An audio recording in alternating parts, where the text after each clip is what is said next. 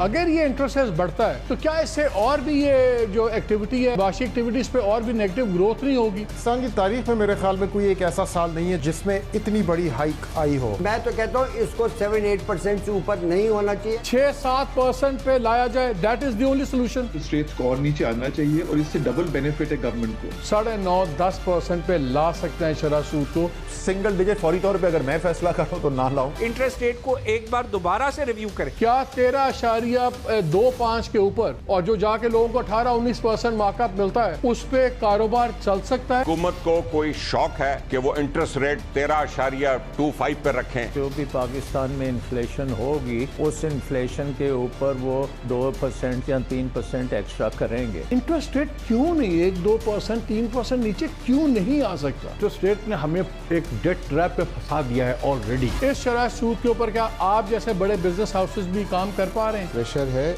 और I think ये एक बहुत बड़ा फैक्टर है ये स्लो डाउन का। प्रैक्टिकली आपके ख्याल में कितनी शरह सूद होनी चाहिए? सिंगल डिजिट मार्कअप अगर नहीं होगा तो नई इन्वेस्टमेंट नहीं होगी। क्या अब भी शरह सूद नीचे नहीं लाएंगे? अगर आप सूद को 4-5% और कम करते हैं तो आपके बजट के खसारे में 1000 अरब की कमी आ सकती है। सूद की पेमेंट्स हैं वो पाकिस्तान के खजाने को ख़त्म कर रही है। अस्सलाम वालेकुम, आप देख रहे हैं ब्रेकिंग पॉइंट, मैं हूं मोहम्मद मालिक। अभी आपने ओपनर देखा, आपको बहुत ज़्यादा इस मुल्क के economist, former finance ministers, independent economist, business leaders, तमाम लोग एक ही बात कर रहे थे, इंटरेस्ट रेट नीचे लाओ, इंटरेस्ट रेट नीचे लाओ, कारोबार नहीं चलेगा, मईशत नहीं चलेगी। शुक्र है कि 13.25 के क्रेजी इंटरेस्ट रेट से हम 9% पे तो आगे हैं, लेकिन बात अब ये चल रही है क्या ये 9% इनफ? क्या इस पर भी काम हो सकता है? बहुत बड़ा स्टेप है और ये मुझे ज़ाती तौर पे पता है कि ये प्राइम मिनिस्टर इमरान खान ने ज़ाती प्रेशर डाला तो गवर्नर स्टेट बैंक कुछ एक जगह से दूसरी का हिले, वरना कोई प्रोग्राम किसी का नहीं था। पिछले कुछ दिनों में हमने ये भी देखा कि बहुत ज़्यादा गवर्नमेंट इंसेंटिव्स भी आए हैं माशी। जो कंस्ट्रक्शन इंडस्ट्री है उसके लिए तो बहुत ज़बरदस्त किस्म के स्वीपिंग रिफॉर्म्स आए हैं। यहाँ तक एक सॉर्ट ऑफ एमनेस्टी भी आ गई है कि आप उसके अंदर जहाँ से मर्जी सरमाया लाएँ, नो क्वेश्चन आस्क्ड। लेकिन उसमें 2-3 इश्यूज़ हैं। जो उसके नाकदीन है वो कह रहे हैं कि तमाम इंटरेस्ट का जो है जो फ़ायदे हैं वो दे दिए गए हैं बिल्डर्स डेवलपर्स को और ज़मीन बेचने वालों को कुछ नहीं। क्या है उस पर भी एक सेगमेंट में बात करेंगे। तो आज मैं 3 सेगमेंट्स में एक प्रोग्राम करूँगा विद अ स्लाइट चेंज। पहले सेगमेंट में हम बात करेंगे शरह सूद की और कितना होना चाहिए और उसके अलावा जो दूसरे इंसेंटिव्स गवर्नमेंट ने दिए। सेकंड में हम इंडस्ट्री को लेंगे, क्या वाकई मैशियत को एक लगेंगे पहिए लगेंगे कि नहीं लगेंगे। और थर्ड हम देख रहे हैं सास प्रोग्राम, तकरीबन 144 अरब रुपया जौन सा है वो बांटा जाना है इस मुल्क के अंदर और हम देख रहे हैं अच्छा प्रोग्राम है। लेकिन जो थोड़ी जगहों पे इतने लोग आ रहे हैं, 18,000 और प्लस थोड़ी सी आउटलेट्स हैं, तो लोग ये कह रहे हैं कि 12,000 तो गरीब लोग लेके जा रहे हैं, लेकिन साफ मुफ्त में वो कोरोना लेके भी जा रहे हैं। तो जो टेलीकॉम कंपनीज़ हैं इनकी रीच है, इनके इजी पैसा, जैज़, कैश, ये वो बड़ी टेली बैंकिंग चल रही थी, गवर्नमेंट इसका फ़ायदा क्यों नहीं उठा रही? इन तीनों पे बात करेंगे। लेकिन मैं आपको पूरे पैनल का आपसे तारुफ करवा देता हूँ, but we'll do it in segments. मेरे साथ आज गुफ्तगू में होंगे Aamir Ibrahim, chief executive officer Jazz Mobilink, Dr. Mohammad Zubair, former caretaker minister for commerce and a very highly respected economist, Dr. Ikramul Haq साहब, ये भी वेरी नोटेड इकोनॉमिस्ट हैं। फिर हमें ज्वाइन करेंगे मोहसिन शेखानी साहब, चेयरमैन आबाद association of builders and developers of Pakistan, और हमें ज्वाइन करेंगे एहसन मलिक साहब, वाइस प्रेसिडेंट पंजाब हैं फेडरेशन ऑफ रियल्टर्स पाकिस्तान के। ज़ुबैर आपसे शुरू करता हूँ। बहुत हमने की बात और लोगों के लिए ये जानना ज़रूरी है कि जब हम इंटरेस्ट रेट पर बात करते हैं तो ये आम आदमी की बात है, क्योंकि अगर जहाँ पे आप मैं लोग नौकरियाँ कर रहे हैं वो इदारे, कारखाने, वो दुकानें, वो बिजनेसेस चलेंगे तो हम सब का चूल्हा चलेगा। क्या 9% जो आया है ये बड़ा फ़र्क है, 4.25 बड़ा फ़र्क है, पहले से आ गया, लेकिन अभी भी बिजनेसेस खुश नहीं हैं। बिल्कुल जनाब, ये जो 9% पर लाए हैं ये तो बिल्कुल नाकाफी है। ये तो जिसे अंग्रेजी में जैसे कहते हैं too little too late. Pakistan की मईशत को तो 1 साल इन्होंने डबो दिया इस हाई इंटरेस्ट रेट से, और आज भी इंटरेस्ट रेट जो इकोनॉमिक्स का जो तकाजे हैं, जो उसकी जो फाइंडिंग्स है, वो तो ये कहती है कि इसको ग्रोथ रेट, अब ग्रोथ रेट तो हमारी 0 पर जा रही है। आप देखें ना, इसको आपने इंटरेस्ट रेट को, आप पहले मैं 6 और 7% की बात करता था, अब मैं कहता हूं 4 या 5% से ऊपर इसको हरगिज नहीं होना चाहिए। और वो भी मैं सिर्फ इसलिए कह रहा हूं कि दूसरी साइड पर जो डिपॉजिट साइड पर है वहां पर हम कुछ गुंजाइश छोड़ रहे हैं। यहाँ पर 2 काम करने होंगे, एक स्टेट बैंक ने कम करना होगा और एक कमर्शियल बैंक से अपना जो स्प्रेड है, स्प्रेड किसको कहते हैं, जो एवरेज डिपॉजिट रेट है उसमें और एवरेज लेंडिंग रेट में फर्क को बैन अक़वामी। अच्छा, मुझे एक चीज बताएं जुबैर, मुझे एक चीज बताएं, आपने रिट भी की हुई थी सुप्रीम कोर्ट में और मेरी इत्तला ये है कि उस पर नंबर लग गया, सुप्रीम कोर्ट ने एक्सेप्ट कर लिया। अच्छा, एक और बताएं, क्या उसके बाद आपसे राब्ता जुबैर, क्या ये गवर्नमेंट का change of heart state bank का, मुझे पता है प्राइम मिनिस्टर ऑफिस का तो बहुत प्रेशर था लेकिन वो टाल रहे थे उसको, क्या इस रिट लगने का कोई ताल्लुक है उससे? और सेकेंडली, सुना आपसे स्टेट बैंक के लोगों ने राब्ता भी किया है, इज इट ट्रू? बिल्कुल जनाब, देखिए मैं बताऊं आपको कि एक तो ये हुआ कि पिछले हफ्ते मेरी जो पिटीशन है अपील, उसके ऊपर एक नंबर लग गया, यानी कि किसी टाइम भी सुप्रीम कोर्ट चीफ जस्टिस साहब मुझे बुला सकते हैं कि भाई इस पिटीशन को सुनने के लिए उसका डेट फिक्स करें। अब ये जो इतला है, ये तो जो भी हमारे रिस्पोंडेंट्स हैं यानी हुकूमत, जिसमें मिनिस्टर ऑफ फाइनेंस है, गवर्नर है, प्राइम मिनिस्टर ऑफिस है, इन सबको इतला हो चुकी है। अब इसी दबाव से, और आप देख रहे हैं कि सुप्रीम कोर्ट आजकल इस किस्म की जो ज्यादतियां हो रही हैं, चाहे वो हेल्थ सेक्टर में है या कहीं और है, वो नहीं बर्दाश्त कर रहे। तो ये इस खौफ से इन्होंने फिलहाल ये एक कदम ले लिया ताकि अपने लिए कोई वो बनाए, एक कोई डिफेंस बनाए। लेकिन मैं बता रहा हूँ आपको कि ये टू लिटिल टू लेट है, और जो इन्होंने उसकी वजह से जो हॉट मनी के लोग जो इन्वेस्टर थे उनको जो फायदे दिए हैं, और वो देखे पैसे भी भगा के ले गए, वही कुछ हुआ जो मैंने अपनी पिटीशन में भी लिखा था, पहले आपके प्रोग्राम में हम कब से कह रहे हैं। समझ गए ना जी, ये जो सब चीजें हैं, ये सब चीजें सामने आनी चाहिए। ये जो इंटरेस्ट रेट ने इस मुल्क को जब तक जितना कमजोर किया, जब तक हम इसको रिवर्स नहीं करेंगे, हम कोरोना वायरस के जो इक्तिसादी इसका जो इम्पैक्ट है, उसके जो असर होगा हमारी मईशत के ऊपर, उसके लिए हम कभी भी तैयार नहीं हो सकेंगे। हम मांग रहे हैं और लोगों से बैनुल अक़वामी कर्जों की माफी मांग रहे हैं, लेकिन यहाँ पर हम अपने कर्जों की वजह से जो हमने अपने ऊपर जो एक बोझ तारी कर दिया है हाई इंटरेस्ट रेट का, उसको कम नहीं। मैं डॉक्टर इकराम को भी गुफ्तगू में शामिल कर लूँ। डॉक्टर साहब, मैं ये स्टेट बैंक की अपनी मॉनेटरी पॉलिसी की जो स्टेटमेंट थी वो पढ़ रहा था आखिरी वाली में, उसमें उन्होंने कहा है कि जी IMF के मुताबिक भी पूरी जो वर्ल्ड इकॉनमी है वो 3% श्रिंक करेगी। नाज़रीन, आपको मैं ड्रॉ कर दूँ रेफरेंस कॉन्टेक्स्ट कि 3% का मतलब क्या। आपको याद होगा कि 2009 में एक फाइनेंशियल क्राइसिस हुआ था दुनिया में और बैंक मईशतें डूब गई, साउथ ईस्ट एशिया की, इधर की बैंक्स डूब गए, तबाही फिर गई, और उस वक्त सिर्फ 0.07 इकॉनमी श्रिंक की थी। अब सोचें वो 1% भी नहीं की थी। अगर 3% श्रिंक होगी तो पूरी दुनिया में क्या हालात होंगे। डॉक्टर साहब, सवाल वही आपने लास्ट टाइम हम बात कर रहे थे कि क्या प्रैक्टिकल है, असद उमर ने भी ये मेरे प्रोग्राम में कहा कि मैं चाहता हूँ 1-2 किस्तों में कर लें, क्या गवर्नमेंट इस वक्त चाहे स्टेट बैंक तो सीधा 5% पे 4% पे ला भी सकता है कि नहीं इंटरेस्ट रेट को? जी बिल्कुल आ सकता है। आपने देखा होगा कि ज़्यादातर वो इकॉनमीज जिनका बहुत ज़्यादा डेट है, उनके अंदर भी उन्होंने अपने इंटरेस्ट रेट माइनस तक का किए हैं, और बहुत से आप इस वक्त देखिए 1-2% पे इसलिए जा रहे हैं कि इसके बगैर रिवाइवल मालिक साहब मुमकिन नहीं है। अच्छा डॉक्टर साहब, 2-3 मेजर्स गवर्नमेंट ने बड़े अच्छे अनाउंस किए हैं बिजनेसेस के लिए। आपको तनख्वाहें वगैरह देने के लिए उन्होंने कहा आप कर्जा ले लें 4 से 5% मार्कअप पे।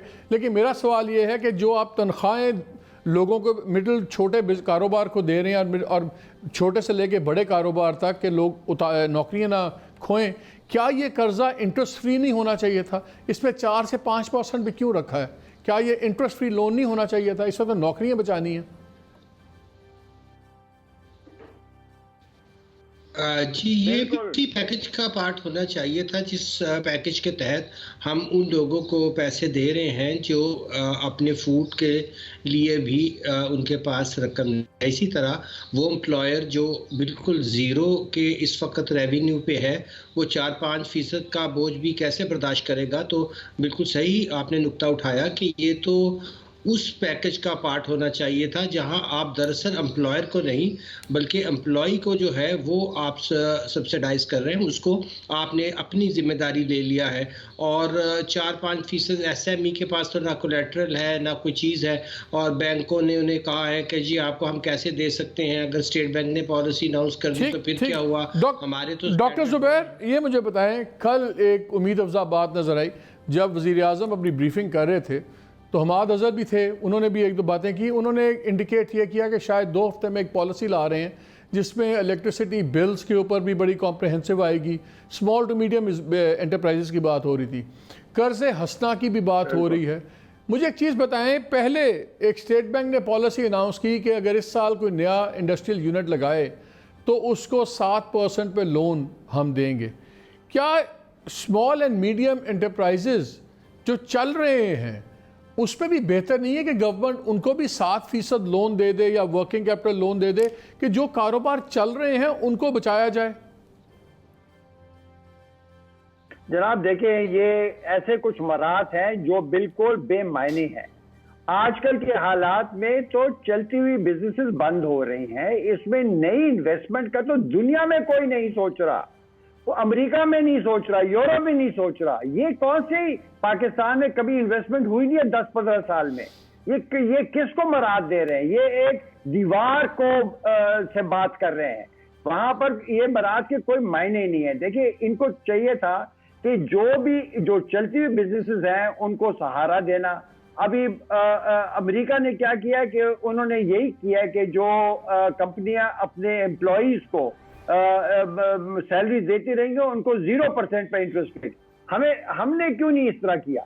और ये आपकी बिल्कुल बात है, सही है कि इसमें कई इसकी जो प्रैक्टिकल प्रॉब्लम्स हैं। कमर्शियल बैंक कहेंगे कोलेटरल क्या है? कोलेटरल ये तो गारंटीड होनी चाहिए थे, फेडरल गवर्नमेंट इसको गारंटी करे तो फिर कहीं जाकर छोटी कंपनियां ले, वरना तो ये जब तक आप इसका कोलेटरल सेट करेंगे, कोरोना से लोग मर गए होंगे, कंपनियां बंद हो गई होंगी और लोगों की बुरी हालत हो गई होगी। हम बिल्कुल इसके लिए तैयार नहीं थे, न इस पर सोचा है। और ये ऐसे प्रोग्राम बन रहे हैं जहां पर बिजनेस की रियलिटीज जो है उसके साथ कोई इनका ताल्लुक ही कोई नहीं है। इनको चाहिए कि उन लोगों के साथ बैठकर ये अच्छा, एक चीज बताएं डॉक्टर साहब, आज ही के ट्रिब्यून में शहबाज राना की खबर है, बड़ी इंटरेस्टिंग और बड़ी अलार्मिंग।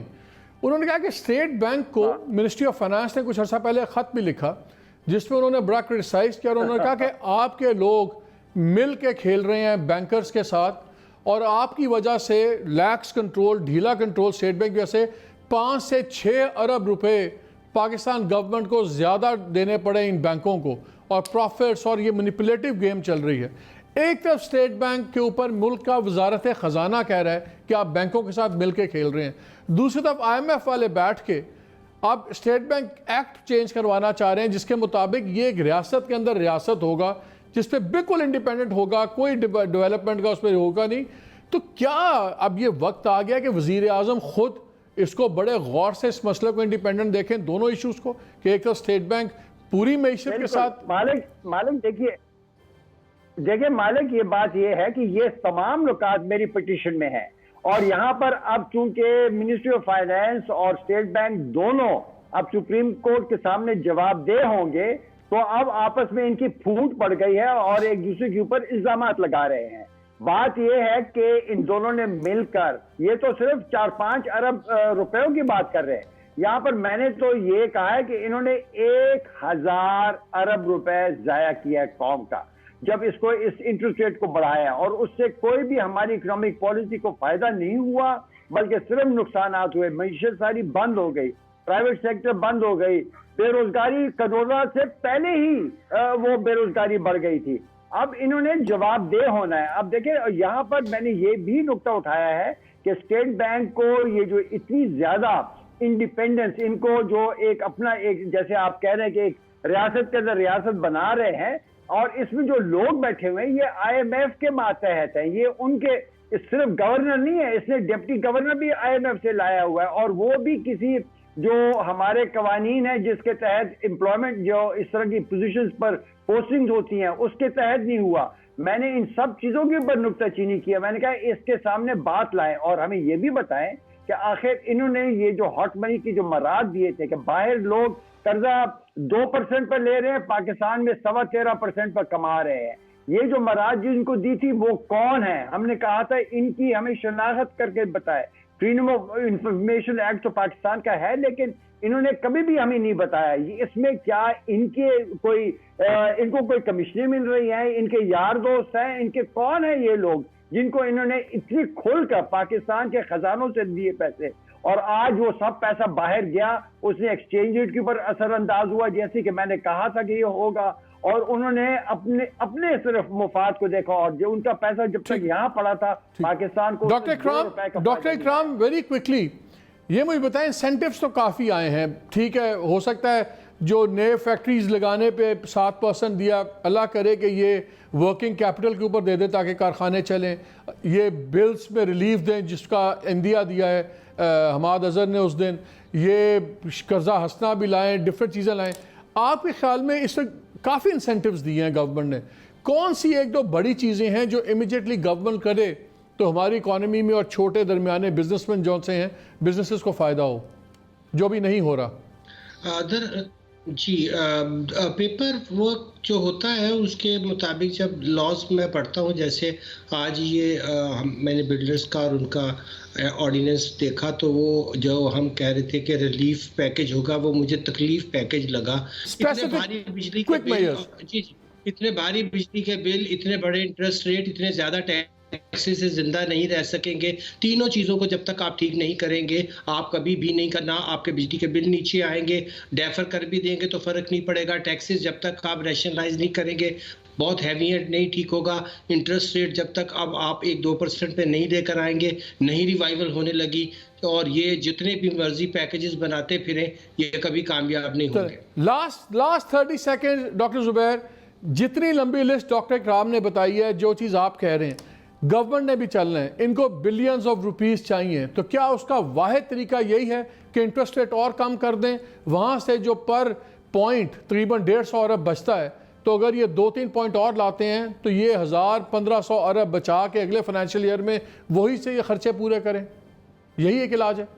देखिए एक तो ये इलाज है और इसके अलावा दूसरा भी है। IPP की जो रिपोर्ट है वो सामने आ चुकी है, इनको चाहिए कि ये तमाम IPPs के साथ दोबारा नए टैरिफ एस्टेब्लिश करें और उसके जरिए से अपने बिजली के जो हमारे बिल हैं उनको कम करने में बहुत बड़ी सहूलत मिलेगी। इस मौजूदा बिजली के रेटों पर हमारी मईशत में और हमारे कारखाने कभी भी बैनुल अक़वामी मुकाबला नहीं कर सकते। हमने इनको कम करना होगा, और हमने देख लिया है कि IPP से इतना पैसा बनाया, मुल्क को लूट लिया है, और वो लूटने वाले जो हैं आज काबीना के मेंबर हैं, वो उसमें रुकावट डाल रहे हैं। ये IPP चले, बहुत शुक्रिया, आपकी बात बिल्कुल ठीक है। कभी यहाँ पे आटा माफिया, कभी शुगर माफिया, कहीं पे IPP माफिया, पावर माफिया, इन तमाम माफियाज को देखने की ज़रूरत है। यह मैं इस सेगमेंट को यहीं पे ब्रेक लूँगा और फिर ब्रेक के बाद आके हम बात करेंगे जो हमारी कंस्ट्रक्शन इंडस्ट्री के ऊपर जो गवर्नमेंट का ख्याल है कि किक स्टार्टर है, पूरी इकॉनमी चलाएगी, लेकिन उस पर 2 आ रहा है, वो क्या है इस ब्रेक के बाद। जी welcome back to the programme.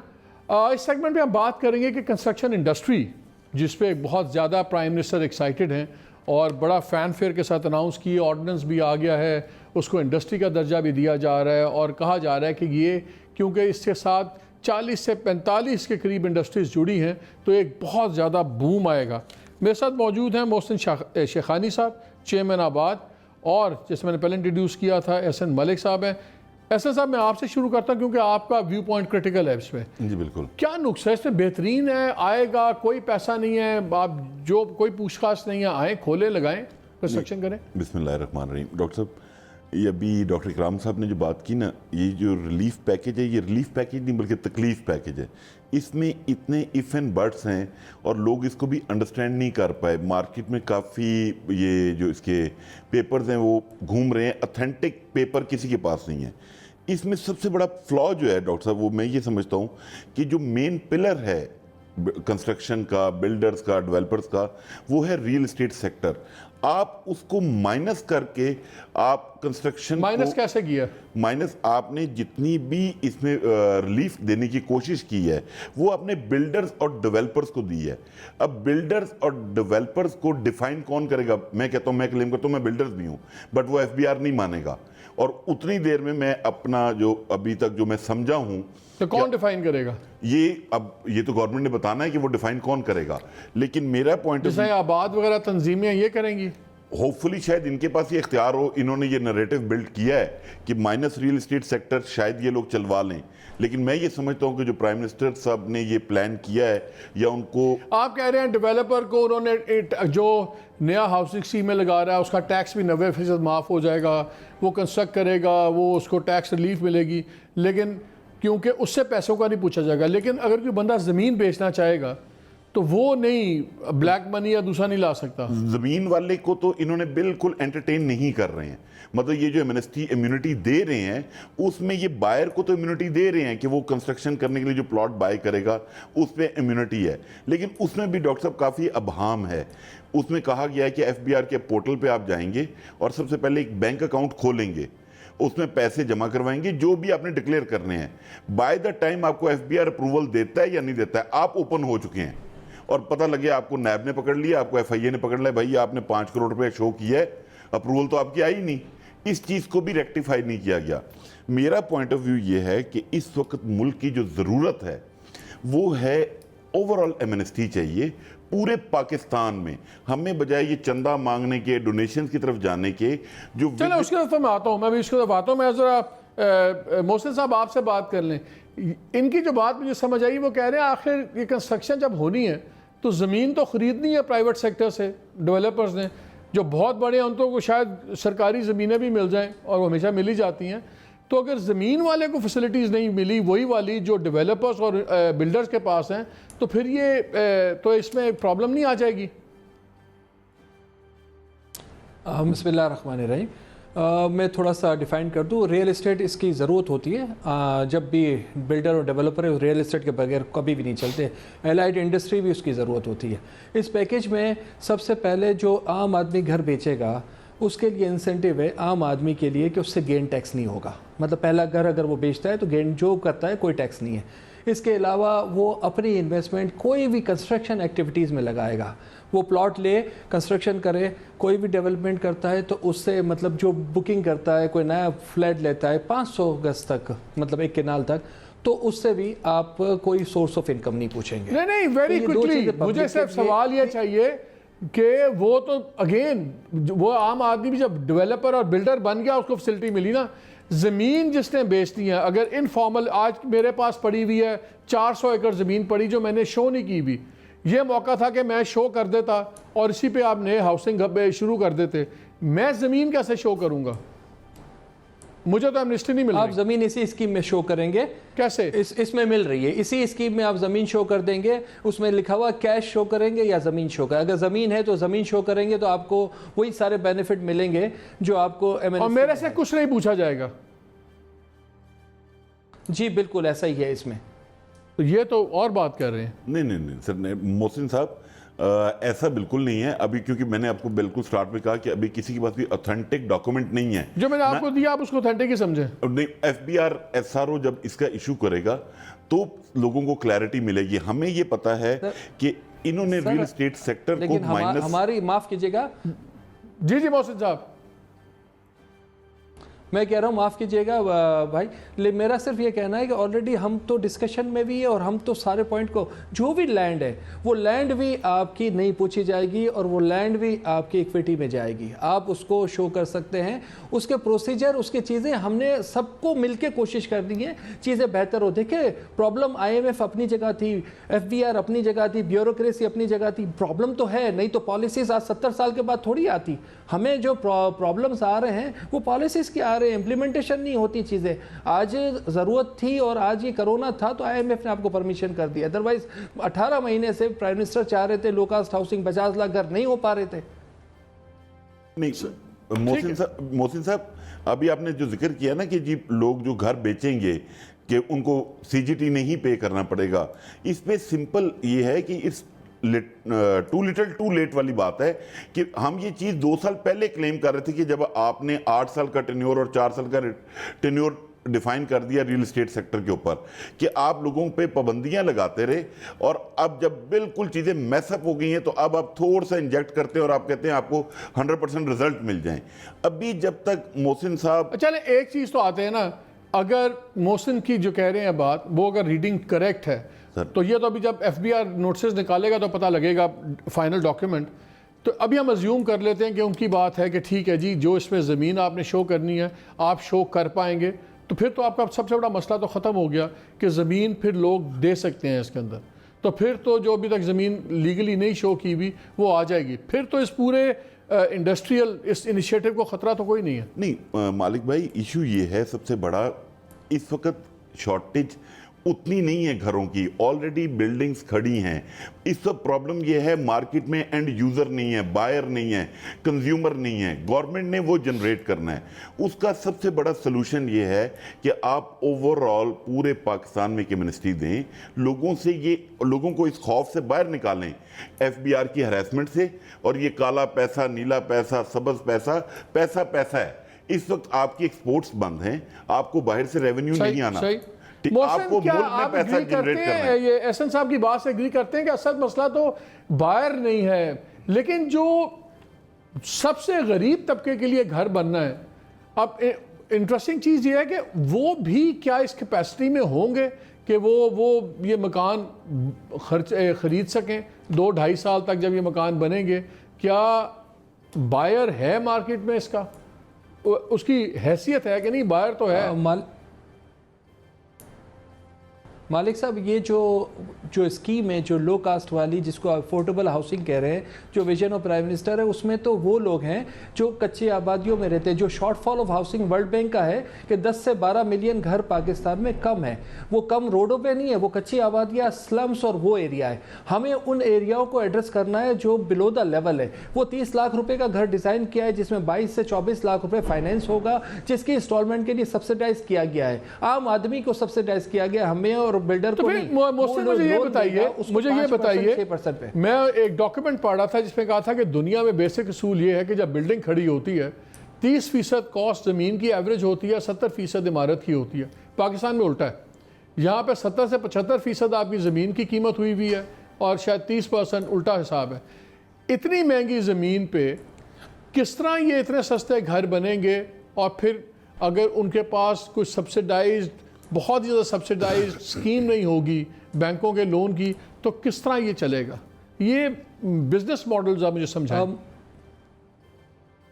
मालिक साहब, ये जो भी होगा ये आउटस्कर्ट्स में होगा, मतलब जो घर बनेंगे 5 मरले के घर होंगे, वो ज़मीन की वैल्यू वहाँ पे 10 से 12 लाख किनाल होनी चाहिए। आपके हिसाब से किनाल हम कहते हैं 1 करोड़ रुपये एकड़ होनी चाहिए। 1 करोड़ रुपये एकड़ में अगर 5 लाख रुपए का प्लॉट आता है, 5 लाख डेवलपमेंट आती है, तो हम ये कर सकते हैं, इसमें पॉसिबल है। हमने खुद मॉडल बना के दिए हैं। लेकिन ये नहीं है कि शहर में जो सेंट्रलाइज ज़मीन है वो बहुत महंगी है, वो 7 लाख 10 लाख रुपये गज तक की ज़मीन है, उस पर अगर ये मॉडल होगा तो डेफिनेटली नहीं होगा। ये आपको सस्ती जमीन, लेट्स से कराची की आप मुझे एग्जांपल दें। अगर आज कराची में आप जो बना रहे हैं, आप किस इलाके में, आप कराची से कितने दूर देख रहे हैं इस तरह की स्कीम्स बनते हुए? हम कराची के अंदर ही देख रहे हैं। नॉर्दर्न बाईपास पे बनेगी, नेशनल हाईवे पे बनेगी, सुपर हाईवे पे बनेगी और हॉक्स पे बनेगी। ये 4 एरिया हमने आइडेंटिफाई करके दिए इन लोगों को। इसके अलावा हैदराबाद है, हैदराबाद में करके दिया, इस्लामाबाद में हमने करके दिया है, आपको सखर में करके दिया है। हॉक्स पे से जो आएगा उसको एहसन भाई, उसको मोहसिन साहब, उसको तो कराची पहुंचते पहुंचते 2.5 घंटे लग जाएंगे, जो बेचारा हॉक्स बे से आ रहा होगा, गरीब आदमी मुलाजमत करने। हॉक्सबे से मेन सिटी का एरिया 20 मिनट है, जो मेन सिटी में होगा। जो नॉर्दर्न बाईपास से गुलशन इकबाल आएगा उसको भी सर 25-30 मिनट लगेंगे। जो नेशनल हाईवे, इसलिए कि चारों तरफ फैला हुआ है कराची में ऑलरेडी ये जगहें। इससे आगे नॉर्दर्न बाईपास से 12 किलोमीटर आगे बहरिया और 20-22 किलोमीटर आगे DH है। तो वो नई स्कीम्स वहीं डेवलपमेंट हो रही है। लैंड अवेलेबल जहाँ होगी वहाँ पे ही आसानी होगी, अदरवाइज आप सेंटर ऑफ सिटी में तो नहीं कर सकते, उसकी cost of land he high हो जाएगी। आप पिंडी वगैरह में डील कर रहे हैं, यहाँ पे कहाँ इलाकों में बनेंगे इस तरह जहाँ इतनी सस्ती ज़मीन होगी? इनको सर अल्टीमेटली मैं समझता हूँ नए एयरपोर्ट के पास पॉसिबल है, चक्री रोड पे पॉसिबल है, चक्री रोड के पास कहीं अगर ये निकलेंगे। लेकिन डॉक्टर मेरा चक्री रोड के पास पॉसिबल होगा, नया एयरपोर्ट के पास होगा, न्यू एयरपोर्ट। यानी कि गवर्नमेंट को इसके साथ पूरी एक स्कीम भी बनानी चाहिए, किस तरह वहाँ पब्लिक ट्रांसपोर्ट पे एक्सेप्शनल आपको बनानी पड़ेगी, बिकॉज ये तो गरीब लोग हैं सारे, ये तो नहीं अपनी ट्रांसपोर्ट पे आ सकते, इनको तो पब्लिक ट्रांसपोर्ट चाहिए। मोहसिन भाई से सिर्फ एक बात पूछनी है। मोहसिन साहब कहते हैं कच्ची आबादियों के लिए घर बन रहे हैं, क्या कच्ची आबादी वाले 15-20 लाख रुपए अफोर्ड कर पाएंगे, जो प्राइम मिनिस्टर ने कहा है? और एक छोटी सी एक और बात, ये पैकेज जितना भी है ना सर, ये नया पाकिस्तान को ग्लोरीफाई करने के लिए दिया गया है। प्राइम मिनिस्टर 2 साल से इस पर वर्किंग कर रहे थे। जो पाकिस्तान के की प्लेयर्स हैं, नो नेम्स, जो डेवलपर्स हैं, बिल्डर्स हैं, वो इसमें एंटर नहीं है, वो ऑन बोर्ड नहीं है, क्योंकि ये फिजिबल ही नहीं है। ये इसकी मोहसिन वो कहते हैं जो बड़े साइज के हैं टाइकून्स, वो इसमें इंटरेस्ट नहीं ले रहे बिकॉज ये प्रैक्टिकल नहीं है। क्विकली 30 सेकंड रह गए। मैं समझता हूं कि चीज़ें देखें, हर जगह ऐसे ही डिज़ाइन, जब लोग होते हैं जो लॉबिंग कर रहे होते हैं, बड़े लोग होते हैं जहां लॉबिंग हो रही होती है, लेकिन हमारा काम है कि हम उसको फाइट भी करें, हम सब लोगों को इन्वॉल्व करें। हमारी रियल एस्टेट कच्ची आबादी वाला घर कैसे लेगा 10-15 लाख का? 10-15 लाख का घर कैसे लेगा कच्ची आबादी वाला? 10 लाख रुपए का घर नहीं, बेसिकली 6 लाख रुपए आपकी फाइनेंसिंग है, आपको 6 लाख रुपए आपने देने हैं और तकरीबन इसमें 24 लाख रुपए की फाइनेंसिंग है, जिसकी आपकी 10 से 12 हज़ार रुपये मंथली इंस्टॉलमेंट आएगी, रहते हुए आपको पेमेंट करनी होगी। आपका एवरेज वर्किंग हाउस होल्ड का 15 से 17 हज़ार तनख्वाह है टोटल, जो कच्ची आबादी का घर वाला है, तो उसमें से अगर 12 हज़ार वो दे देगा क्रिस, तो 5 हज़ार में क्या 6 बंदों का घर चला पाएगा? यह तो गवर्नमेंट फिर इसको और भी सब्सिडाइज करे। नहीं, ऐसा बिल्कुल आपका कहना बिल्कुल सही है कि आदमी का एवरेज 15-17 हज़ार है, लेकिन आपको पता है क्या, कोई भी 30 हज़ार 35 हज़ार ऑलरेडी जहाँ भी कच्ची आबादियों में भी लोग रह रहे हैं ना, 8-10 हज़ार रुपये किराया है। तो अगर वो रेंट पे आता है और वो रेट उसको सब्सिडाइज कर रहे हैं गवर्नमेंट, और उसकी इंस्टॉलमेंट 8-10 हज़ार रुपये आती है, तो मैं समझता हूँ शायद बहुत लोग अफोर्ड कर सकते हैं, मतलब 80% ऑफ पॉपुलेशन। चले मोहसिन शहानी, बहुत शुक्रिया, ऐसे आपका बहुत शुक्रिया।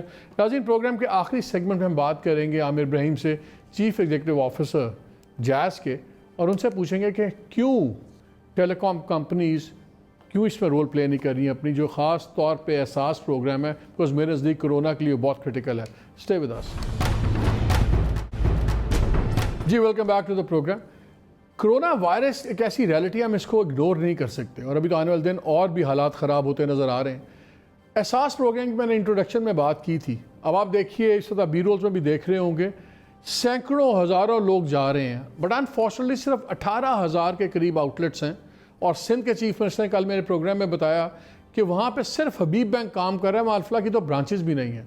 अब लाखों लोगों ने जाना है, क्यों टेक्नोलॉजी की एड नहीं ली जा रही, हमारे टेलीकॉम कंपनीज को क्यों इस्तेमाल नहीं किया जा रहा है? ये मेरा एक प्राइमरी सवाल है, और भी बातें करेंगे। अभी हम बात करते हैं chief executive officer Aamir Ibrahim से। अच्छा आमिर, मुझे एक चीज़ बताएं, मैं ये देख रहा हूँ एहसास बहुत बड़ा प्रोग्राम है गवर्नमेंट ऑफ पाकिस्तान का, करोड़ों अरबों रुपए बटने हैं लाखों फैमिलीज़ के अंदर, लेकिन एक बड़ा ख़तरनाक हम देख रहे हैं कॉन्सेंट्रेशन लोगों की, हर जगह मजमे लगे हुए हैं, और लग ये रहा है कि 12,000 के साथ साथ लोग मुफ्त में शायद कोरोना भी ख़वातीन घरों में लेके जाएंगी।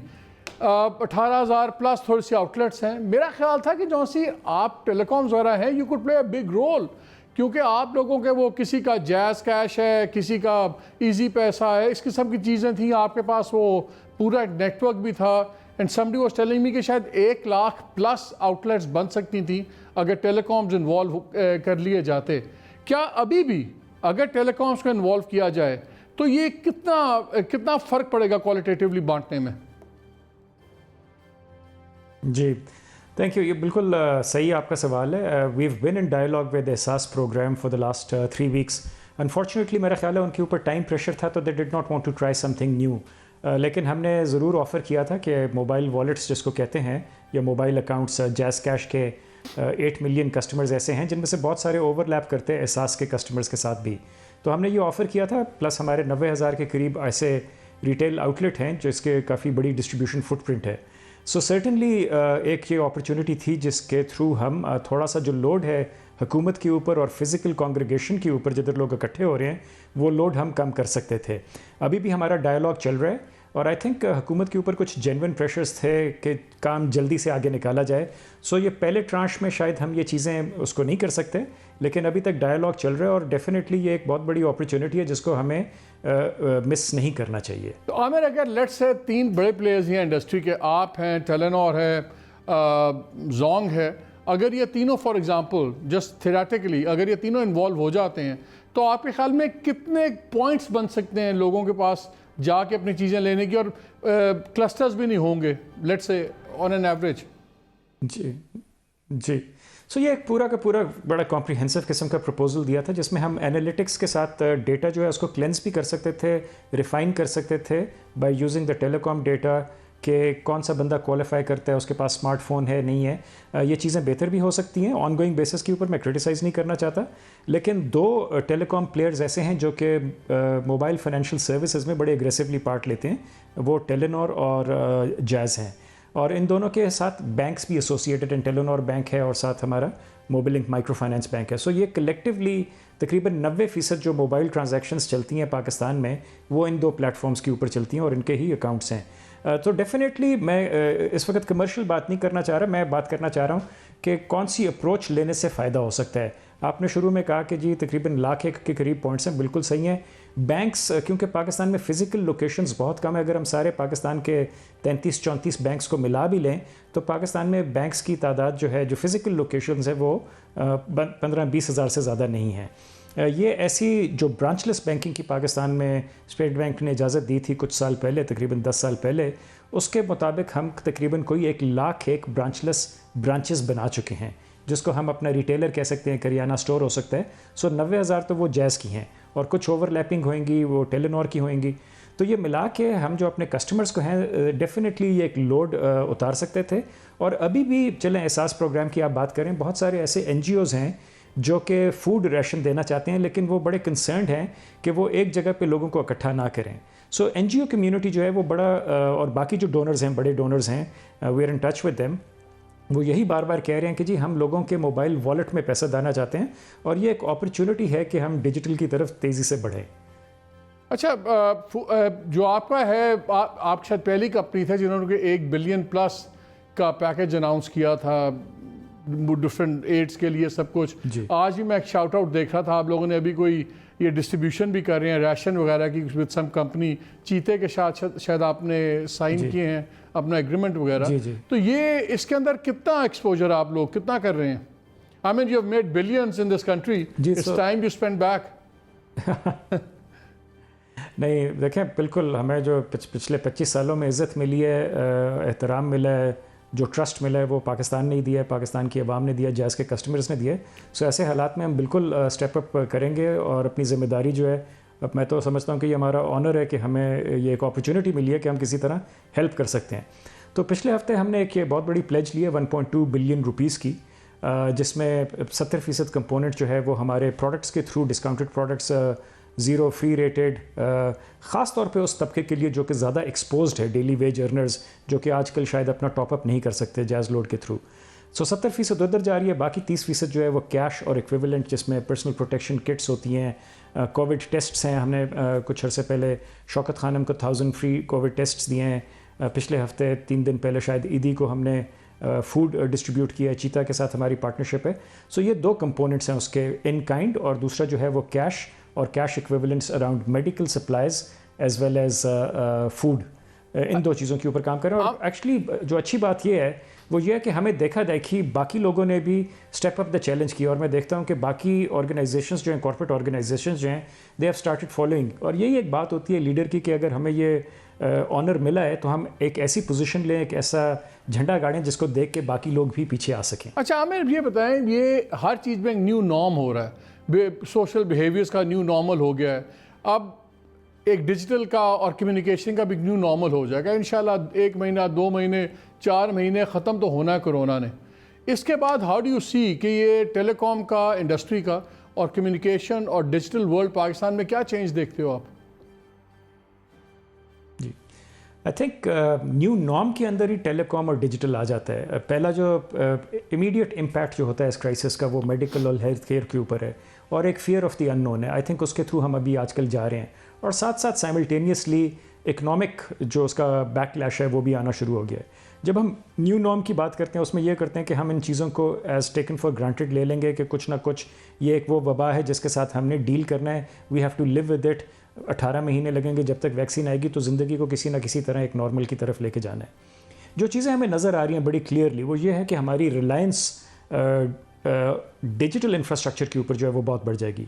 पाकिस्तान की बहुत सारी अनफॉर्चुनेटली कमज़ोरियाँ जो हैं वो ऐसे क्राइसिस में उजागर हो जाती हैं, नज़र आने शुरू हो जाती हैं। फॉर एग्ज़ाम्पल हमारा हॉस्पिटल की रेडीनेस कितनी थी, हमारी पब्लिक अवेयरनेस, हमारा सोशल सेफ्टी नेट कितना बड़ा था। इसी तरह हमें ये भी पता चला है कि हमारी जो इंटरनेट पेनिट्रेशन, हमें तो खैर पता है लेकिन बाकी लोगों को शायद अब ज़्यादा पता चलना शुरू हो गया, ख़ासतौर पे हुकूमत को, कि अगर हमने इस किस्म की वबा से या क्राइसिस के थ्रू अगर आइंदा गुजरना है तो टू बी बेटर प्रिपेयर्ड हमें एक इंटरनेट का जो इंफ्रास्ट्रक्चर है वो बहुत बेहतर करना पड़ेगा। उसका ये मतलब है कि हर शहरी के पास एक इंटरनेट की सहूलत होनी चाहिए, हर सिटीज़न के पास उसके हाथ में एक स्मार्टफोन होना चाहिए। आपने देखा होगा कि सिंगापुर और बाकी जगहों पे लोग अपने स्मार्टफोन के थ्रू रिंग फेंस कर सकते थे कि किस जगह पे वबा फैल रही है। यही चीज़ें पाकिस्तान में भी कर सकते थे, लेकिन पाकिस्तान में टोटल स्मार्टफोन की पेनिट्रेशन सिर्फ 35% है। हमारे टैक्सेशन बहुत ज़्यादा है। सो एक ऑन वन हैंड हमारी सर्विसेज की कीमतें बहुत कम है, दुनिया में सबसे कम है कॉल सर्विसेज की और इंटरनेट सर्विसेज की, लेकिन जो हमारे हैंडसेट्स हैं उनको अभी तक हम एक लग्जरी आइटम देखते हैं। आई थिंक ये माइंडसेट चेंज करना पड़ेगा हुकूमत को, टैक्सेशन कम करनी पड़ेगी, कोशिश करनी पड़ेगी, क्योंकि अब कल को आप जो न्यू नॉर्म की बात कर रहे हैं, लोगों ने घर से बैठ के काम करना है, वर्क फ्रॉम होम, उन्होंने मॉडेम के थ्रू ऑनलाइन एजुकेशन करनी है, उन्होंने एंटरटेनमेंट जो है वो भी यहीं से करनी है। सो हमें ये हमारी जिम्मेदारी बनती है। अच्छा आमिर, लास्ट क्वेश्चन मुझे ये बताइए, लास्ट क्वेश्चन, कि इंटरनेशनली हम देखते हैं चाहे गूगल हो, दूसरी इस तरह कंपनीज थी, इन्होंने बड़ा रोल प्ले किया चीज़ें डेवलप करने के लिए, ट्रेड डेवलप करने के लिए। अब नॉलेज इकॉनमी पाकिस्तान में डेफिनेटली उसको एक बूस्ट मिलेगा सब कुछ। जो आप जैसी बड़ी कंपनीज, आप हो गया, दूसरे बड़े टेलीकॉम्स हैं, क्या करेंगे आप? यूथ पॉपुलेशन भी है कि इस मुल्क में नॉलेज के क्या इंस्टीट्यूशंस आप लोगों को खोलने चाहिए, कोई trainings, courses, whatever. How will you contribute कि नॉलेज इकॉनमी को हम यहाँ पे बूस्ट दें? जी देखें, इसमें बहुत सारा काम दुनिया में हो गया, और इंटरनेट की एक अच्छी खूबी ये है कि इट मेक्स एवरीबडी फ्लैट। सो वो अगर नॉलेज इकॉनमी या इंटरनेट के कोर्सेज हार्वर्ड में भी हैं, पाकिस्तान से आप पढ़ सकते हैं। तो पहली बात तो ये है कि मेन चीज़ जो मिसिंग है इस वक्त वो है कनेक्टिविटी क्लियर, कि लोगों के पास एक टैबलेट हो या कंप्यूटर हो और एक इंटरनेट कनेक्शन हो जिसके ऊपर वो इस नॉलेज इकॉनमी में या एड टेक में घुस सकें। दूसरी चीज़ ये है कि पाकिस्तान को अपना करिकुलम जो है वो भी लाना पड़ेगा। सो इस वक्त जो चीज़ मिसिंग है वो फर्स्ट एंड फॉरमोस्ट है इंफ्रास्ट्रक्चर। उसके बाद I am sure there are a number of ad tech companies in Pakistan also जो कि मॉडिफाई कर रही हैं हम अपने करिकुलम्स को, ताकि वो भी कान एकेडमी टाइप की चीज़ों के लिए ज़रा ज़्यादा रेलिवेंट हो सके। I think that's a little bit of a longer stage thing, लेकिन डेफिनेटली उसके ऊपर काम शुरू हो चुका है। अगेन आई एम्फसाइज कि हमारा जो इस वक्त सबसे बड़ा मसला ये है, इस वबा से पहले, इस क्राइसिस से पहले, तब भी 25 मिलियन हमारे बच्चे जो थे वो स्कूलों से बाहर हैं। अब जो जा रहे थे वो भी स्कूलों से बाहर हैं। बेहतर शहरों में भी और अमीर घरानों में भी कोई इस किस्म का हमारी कनेक्टिविटी नहीं है। तो आप जैसी कंपनीज जो सी हैं आमिर, आप जैसी बड़ी कंपनीज जो सी हैं, क्यों नहीं ये स्मार्टफोन्स वगैरह डिस्काउंटेड रेट्स पे बांट देते, बेच देते यंगस्टर्स में, बच्चों में? जी बिल्कुल, उसके ऊपर कोशिश कर रहे हैं। और वही हमारे, देखें आपको, you would be surprise to know कि पाकिस्तान में कस्टमर्स तो बहुत ज़्यादा हैं, लेकिन जो हैंडसेट्स हैं वो 1% के करीब मोबाइल कंपनीज बेचती हैं, बाकी 99% ग्रे मार्केट से या open market I would say उधर से बिकते हैं। मसला सारा ये है कि इस वक्त ये बहुत महंगे हैं। यहाँ हमें थोड़ा सा लॉन्ग टर्म पर्सपेक्टिव देखना पड़ेगा और जो टैक्सेशन हमने पिछले साल बढ़ाई थी उसको कम करना पड़ेगा, चाहे ये फ़ोन्स पाकिस्तान में बने या बाहर से आए।